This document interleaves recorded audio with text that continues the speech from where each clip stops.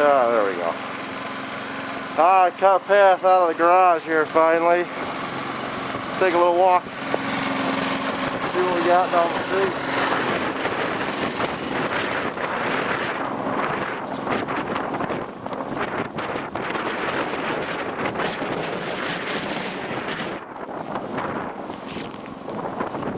See, they barely got one lane open here.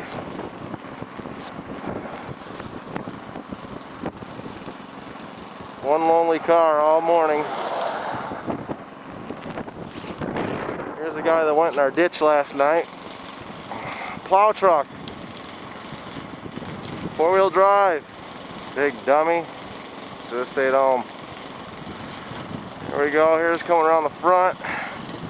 We got an 8-foot fence over there on the side. You can only see a couple inches of it. Pretty tall drifts. Wide angle. House looks a little shorter. There's a garage. I cut my way out. Walk back up. Check out the side.